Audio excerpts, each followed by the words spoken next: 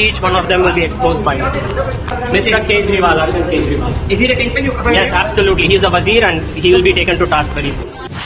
आम आदमी पार्टी के नेता और दिल्ली के दोस्तों पूर्व डिप्टी सीएम मनीष सिसोदिया की मुश्किलें अब और ज्यादा बढ़ गई हैं। आज इसी वीडियो में बात करेंगे कि आज फिर से मनीष सिसोदिया की बात क्यों हो रही है, आज ईडी में क्या कुछ हुआ, इस वीडियो को पूरा देखिएगा। नमस्कार, मैं हूं आपके साथ नगरा रघुनौर, आप देख रहे हैं। दरअसल दोस्तों 10 दिनों की रिमांड अब ईडी ने मांगी है। कोर्ट में मनीष सिसोदिया का पक्ष रख रहे सीनियर एडवोकेट दयान कृष्ण ने ईडी की मांग का विरोध किया है। कोर्ट में सुनवाई के दौरान ईडी ने कहा कि नई शराब नीति के जरिए बड़े बड़े लोगों को फायदा पहुंचाया गया है, ये ईडी ने कहा है। वहीं इस नीति के जरिए दक्षिण भारत की कंपनियों को भी फायदा पहुंचाया गया है। ये बड़ा खुलासा आज ईडी ने कोर्ट में किया है दोस्तों। ईडी ने कोर्ट में यह भी दावा किया कि मनीष सिसोदिया ने अन्य लोगों के नाम से सिम कार्ड और मोबाइल फोन खरीदे थे। अब मोबाइल फोन कितने खरीदे थे, ये सब खुलासा अब ईडी अगली कार्रवाई में करेगी। अगली कार्रवाई 21 मार्च को होगी दोस्तों। वहीं सुनवाई के दौरान ईडी ने कोर्ट को यह भी बताया कि नई शराब नीति बनाने के पीछे ये साजिश थी। वहीं जांच एजेंसी ने राउज एवेन्यू कोर्ट में बताया कि साजिश का समन्वय, पूरा जो साजिश का मास्टरमाइंड था वो विजय नायर था। विजय नायर ने अन्य लोगों के साथ ये पूरी साजिश रची थी। आपको बता दें, नई शराब नीति थोक विक्रेताओं के लिए असाधारण लाभ मार्जिन के लिए लाई गई थी दोस्तों। ईडी ने कोर्ट को यह भी बताया कि ग्रुप ऑफ मिनिस्टर्स की मीटिंग में प्राइवेट कंपनियों को दिए जाने वाले 12% थोक लाभ मार्जिन कभी भी उसको लेकर चर्चा नहीं की गई, उसको लेकर कभी बात नहीं की गई कि क्या कुछ मार्जिन चल रहा है।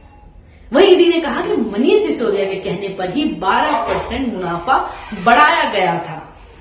सब कुछ मनीष सिसोदिया बता रहे थे पीछे से और विजय नायर कर रहे थे और ये पूरा घोटाला रच रहे थे दोस्तों। इस मामले में ईडी के वकील जोहेब हुसैन ने एक षड्यंत्र का दावा भी किया दोस्तों। इसमें उन्होंने कोर्ट में ये कहा कि सिसोदिया ने अपने फोन को नष्ट कर दिया।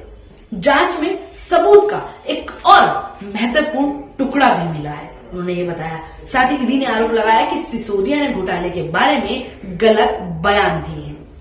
वहीं ईडी ने यह भी कहा दोस्तों इसके साथ कि वह अपराधियों के तौर तरीकों का पता लगाना चाहती है और अन्य जितने भी और आरोपी हैं जो सिसोदिया का सामना करवा रहे हैं और सिसोदिया जिसके थ्रू बता रहे हैं, वो सब पूरा निकालना चाहती है। ईडी ने यह भी कहा दोस्तों कि बीआरएस विधायक की कविता और सिसोदिया के बीच राजनीतिक अंडरस्टैंडिंग थी।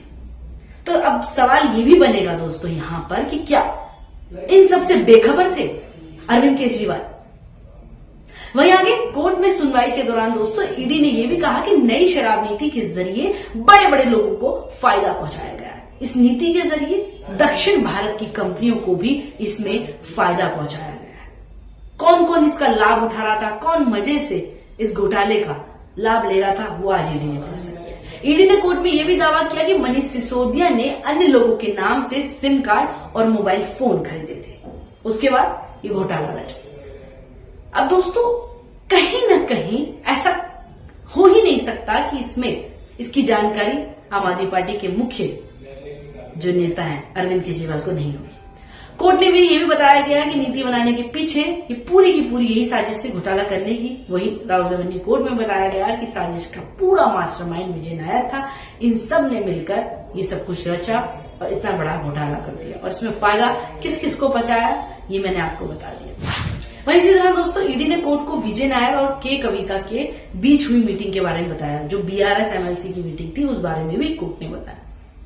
ईडी ने यह भी कहा कि आरोपी बुची बाबू गोरंटला ने खुलासा किया कि तब के डिप्टी मनीष सिसोदिया और के कविता के बीच राजनीतिक समझ थी, अच्छी खासी राजनीतिक समझ थी, जो विजय नायर से भी मिले थे। वहीं आगे इन्हीं शख्स ने बताया कि के कविता के पूर्व ऑडिटर हैं जो ये शख्स हैं और फिलहाल जमानत पर है।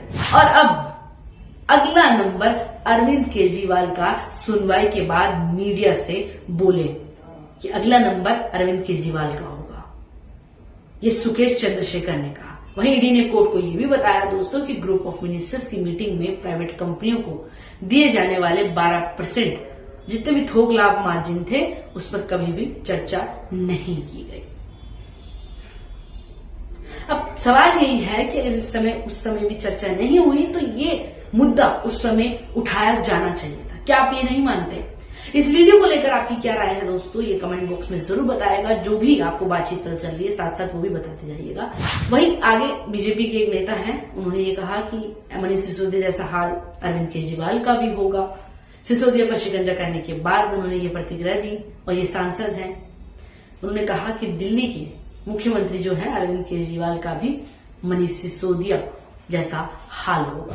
उन्होंने कहा आगे कि मैं स्पष्ट रूप से देख सकता हूं कि भविष्य में दिल्ली के सीएम अरविंद केजरीवाल का भी जेल में बंद मंत्रियों के साथ जैसे सिसोदिया है, जैसे सत्येंद्र जैन है, वैसा हर्ष होगा ही होगा। आप एक इंसान को धोखा दे सकते हैं लेकिन आप भगवान को धोखा नहीं दे सकते।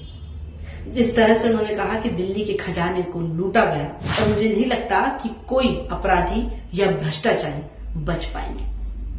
इन तमाम आरोपों के बीच इन सभी जो आपको अभी ईडी ने बताया, सीबीआई ने बताया, आप इसके बारे में क्या सोचते हैं? क्या आप बाकी विश्वास रखते हैं कि ईडी ने जो कुछ कहा वो सही निकाला होगा मनीष सिसोदिया के खिलाफ या सत्येंद्र जैन के खिलाफ? इस वीडियो को लेकर आपकी क्या राय है हमें कमेंट बॉक्स में जरूर बताएं और द कंटेंट को सब्सक्राइब करना ना भूलें। धन्यवाद।